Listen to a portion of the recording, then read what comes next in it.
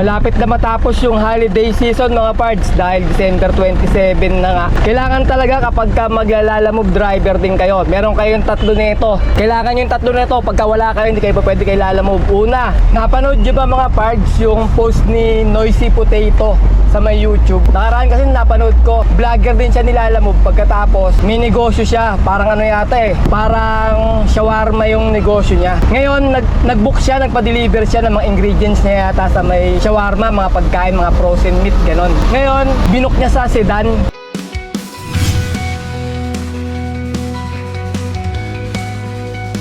Good day mga pards! Today is another booking day na naman tayo. December 27 ngayon, 2024. Time check tayo, 9:42 AM. Meron na tayong nakuwang first booking from Santa Monica, Novaliches going to Manila sa halagang 1,245. Ang layo ng pickup location ay 2 km. 1,000 kg to mga pards. Papunta na kami sa may pickup location. Pick up tayo mga pards. Hintayin natin ba si sir? Mga gym equipment daw yung pipick upin natin. Sir, pag-isabi na lang na yung mga cover sa mga ano, ito, may mga cover kasi ang madulo. Ito ayun yung ano niya. Sige. Lahat na kasi yan, may mga cover yan. Yan o. Yung mga cover lahat. Ito yung kailangan. Yan yung naka-plastic. Basta ito lahat, may mga cover yan. Kabi-kabi na yan. Sir! Di ko pa tinakpan yung mga tornilyo ha. Yung mga, may mga takip kasi yan lahat. Ito, pinadala ko lang. Tayo na lang magtakip. Andito sir, nakalambitin o. Ayan o. Oo, andito na. Kakarga na namin.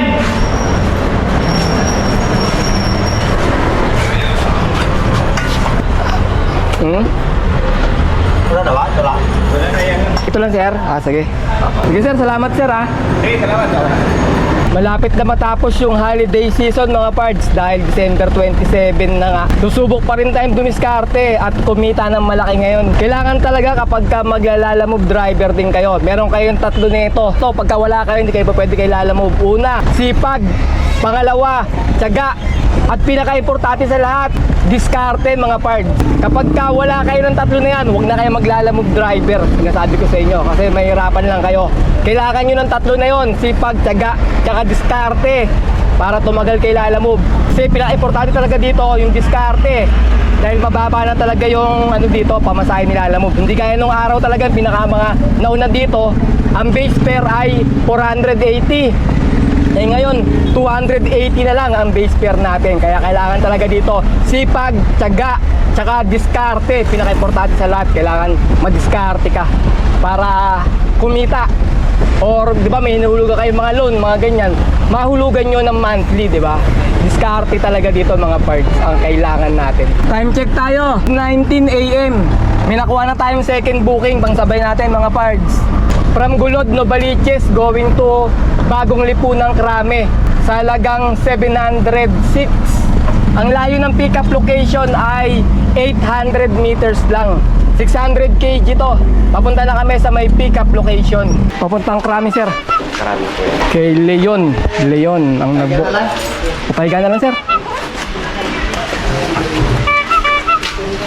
Yan. Pintuan ng CR. Pan CR ba yan, sir? Opo. Ay, hindi, maliit yun eh. Resibo. Resibo. Tayo ipit mo lang dyan. Ano yung resibo, sir? Okay mga pards, papunta na tayo ng drop-off location. Sa may Krame muna tayo pupunta kasi mas malapit to kaysa sa Manila na pag-deliveran natin.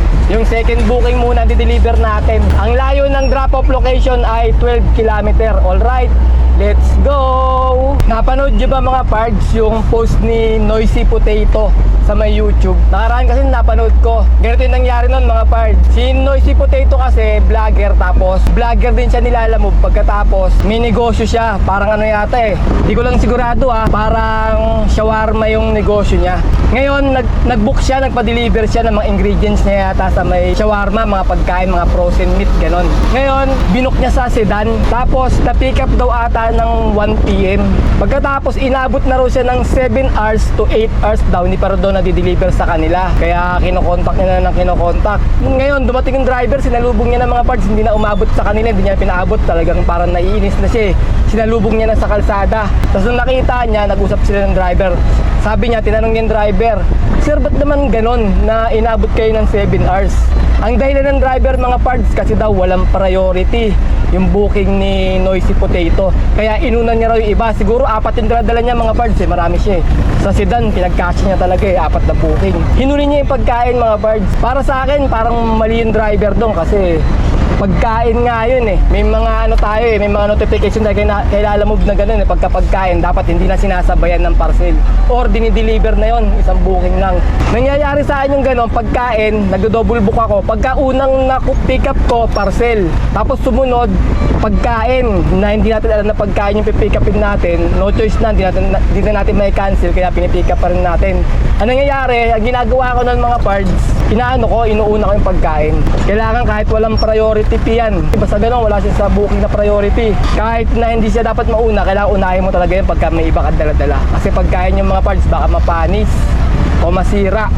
Ayun nga yung nangyari sa kanya, inabot nga daw siya ng 8 hours. Sabi niya, nagagalit na kasi sa driver eh. Panay pasensya rin ng driver kasi daw wala ka daw priority yung booking ni Noisy Potato. Pagka ganun mga parts, pagka pagkain, diretso nyo na. Kahit na malugi na kayo sa biyahe kasi talaga magreklamo talaga yung customer o si client eh pagka pagkain yung di-deliver natin. Huwag nyo na sabayan, or pag nasabayan nyo, unahin nyo yung pagkain yung deliver para mabilis. Huwag nyo papabuti ng ganun ng 8 oras bago nyo deliver. Magagalit talaga sa inyo yung client natin pagka ganun. Kasi pagkain yan eh, maaaring masira yan eh. Frozen goods pa yung dala-dala niya. Siyempre baka mapanis nga naman yung pagkain. Masasayang yung pagkakabiling nila ron. Itatapon lang. Di malulugi negosyo nila, ganun. Bawas sa kita nila, kaya magagalit talaga yung customer. Ay, na pumunta ka na sa Baguio, makakarating ka. Kaya lesson yun mga parts, yung post ni Noisy Potato na inabot siya ng 8 oras yung deliver niya. Ayun lang sir, yung mga pintuan, ha? Kung nakagawin ba kayo ng parting Cavite? Minsan, pag kahit saan, basta may magandang pamasahe. Sana ako sa inyo ng 29. Sa 29? Ano ba araw yun? Linggo? Linggo. Eh, kami nabiyahe linggo eh. Ano yan ako? Oo. Hanggang Sabado Mga na. mga ganun na. Coding. Tuesday na yun. Coding kami. Linggo tsaka Monday. Coding kasi kaya dalawa yung araw namin. Pwede. Oo, bukas. Madali na naman sir eh. Book nyo na lang. May kukuha niyan. Cavite lang naman eh. Saan ba sa Cavite? Sa Dasma. Dasmo? Lapit lang yun. Dami kumukuha dyan. Kaya mo to? Hindi sir. Ito. Sa gym niya. Kasi amo ko nag-gym kasi. Gym din. Salamat ha. Sige.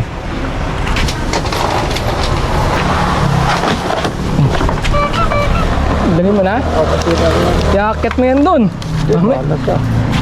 Ilagay ko lang doon. Okay mga pards, papunta naman tayo sa second booking drop-off natin. Ang layo ng drop-off location ay 8.8 km. Alright, let's go! From Krami tayo mga pards. Papunta tayo ng Otis, Manila. 8.8 km lang. Pwede na rin, di ba? Malapit lang naman yung pagdideliveran natin mula rin sa Krami. Magkano na yung daladala natin? Nasa 2,000 na rin daladala natin na booking. 2 booking na yun eh. Swerte nga eh. Nakakuha pa tayo ng kasabay. Tsaka yung first booking natin, yung 1-3, malaki yun. Papunta lang siya ng Manila sa may Otis. Diyan yun eh, bandang UN. Malapit lang mga parts. Kaya swerte tayo ngayon. 11:55 na mga parts. Pero hindi mo na kami manananghalian ni tatay. I-deliver muna namin tong second booking bago kami kakain. Kasi baka mamaya maghanap si sir eh. Baka mamaya nag-aabang yun dun. Kasi baka nagmamadali rin. May pupunta, naalis, kaya kailangan diretso natin na mabilis ito para ayos yung booking natin, wala tayong magiging problema. Nagtahan na tayo mga parts. Malapit na tayo sa drop-off location natin. 1.4 km na lang. Diyan na yung Otis, pagkanan natin. Pagbaba rito ng tulay, pagbaba dyan ng tulay, kakanan tayo. UN na yan. Diyan na yung Otis na pagdedeliveran natin.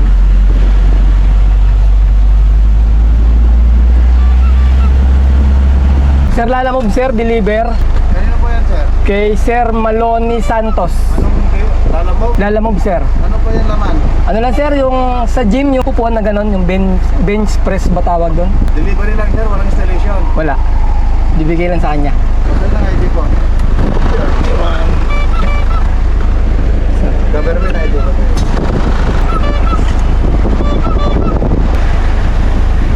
Dulo kaliwa. Dulo kaliwa.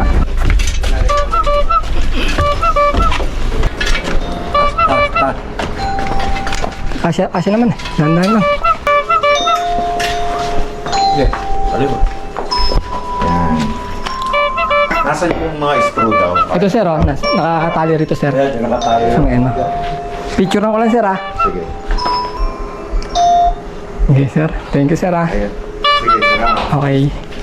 Time check tayo mga pards, 12:45 PM. Meron na tayong pangatlong booking from Manila going to Mandaluyong sa halagang 492. Ang layo ng pickup location ay 1.9 km. 1,000 kg to. Papunta na kami sa may pickup location. Okay, pick up tayo. Third booking.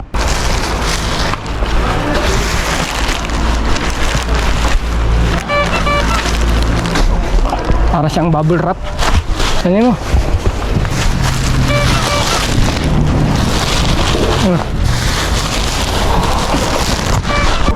Ayun lang, sir. Wala na. Okay, salamat, sir. Okay mga pards, dediretso na natin sa drop-off location to. Kasi may pupuntahan din kami sa Pasig ni Tatay. Sinabay lang din natin to third booking namin. Ang layo ng drop-off location ay 6.4 km. Alright, let's go! Mga pards, dadaan kami ng Pasig kasi bibili tayo ng bibili ako. Ako pala, hindi tayo. Bibili ako ng TV, Smart TV. Second hand na brand new siguro, galing sa raffle na panalunan niya, di pa raw nabubuksan. Benta niya lang ng mura. Ito yung hinihiling ni Mrs. kasi nag-iiyak, nagmamakol, gusto na raw ng TV. May TV kami sa bahay, 32 inches, kaso kalahati na lang nakikita ibig sabihin 16 inches na lang. Sabi ko sa kanya, pagtsagaan niya muna yun kasi wala pa tayong pambili. Pero ngayon nakakita ko ng TV sa sa marketplace lang sa may Facebook. Ngayon pupuntahan namin kasi mura niya binenta mga parts. Tignan natin mamaya pagka nandun na kami sa may sa may bahay nung may-ari ng TV. Dito lang ma'am, ayan ma'am oh. Apo.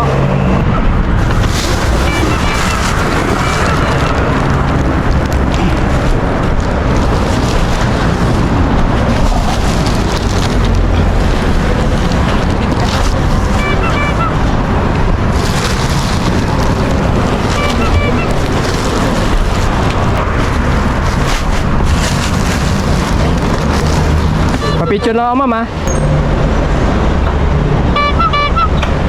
Okay ma'am, salamat ma'am. Ano yun sir, brand new ba yun sir? Pa? Nakakuha ko lang sa raffle yan.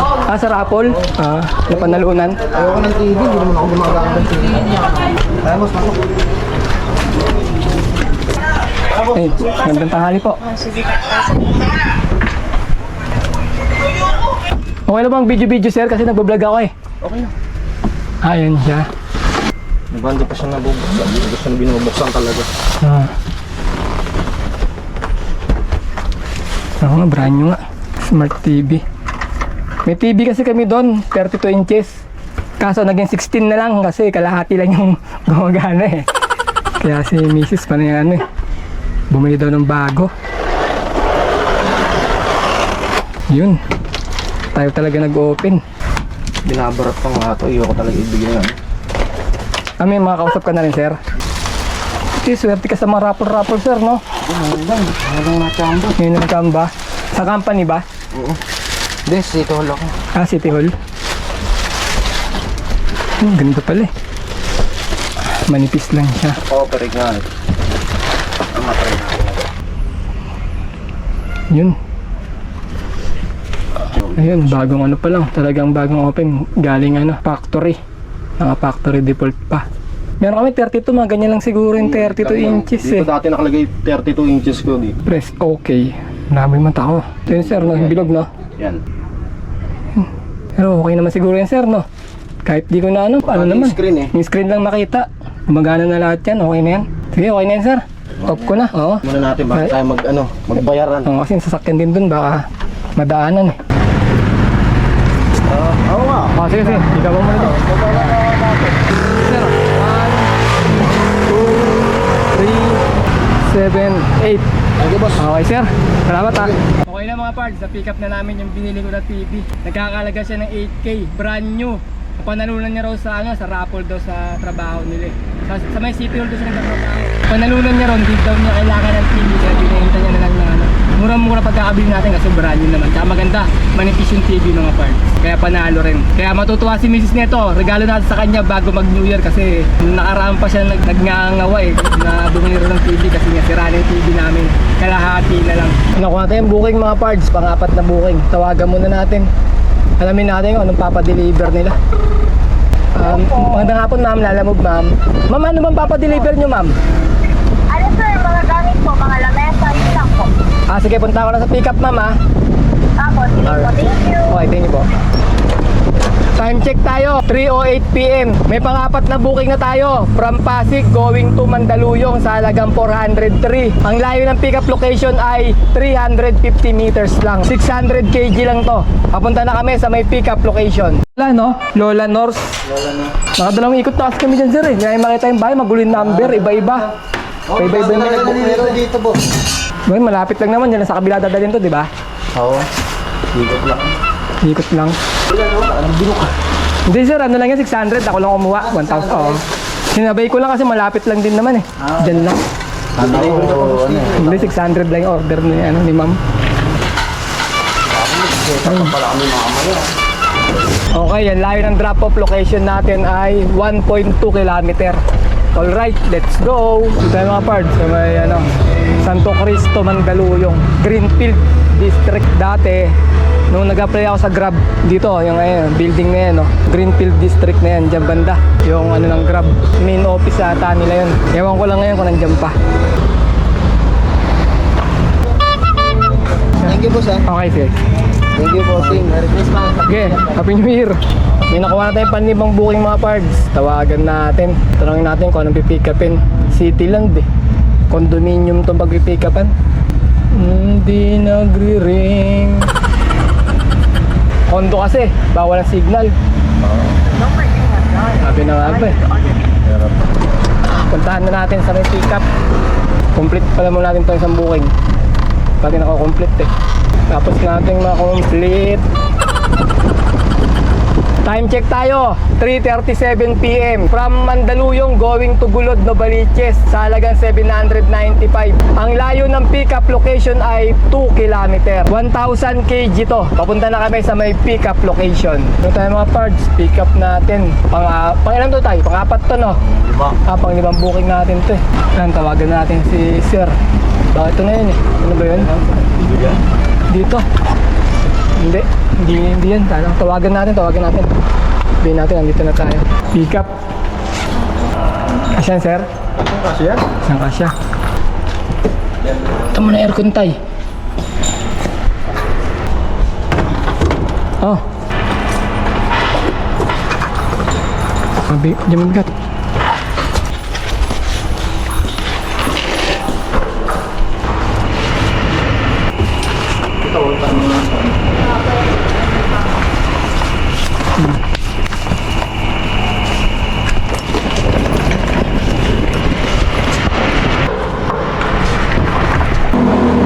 Walang signal.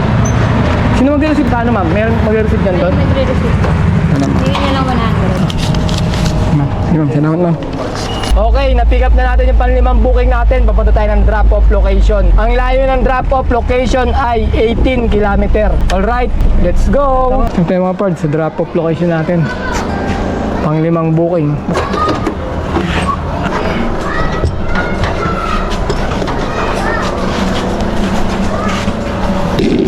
Okay mga parts, income reveal tayo. Bale, 6:30 ng gabi namin natapos yung last booking namin. Tapos nakalimang booking kami sa maghapon.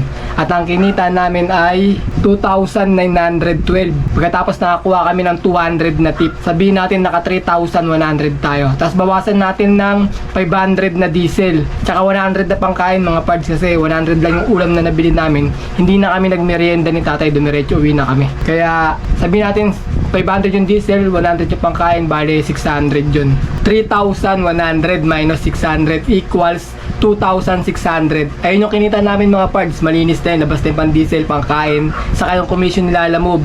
Naka 2,600 kami na malinis. Paano? Ayun lang ha. Kita-kita na lang ulit tayo sa mga susunod ko pa mga video.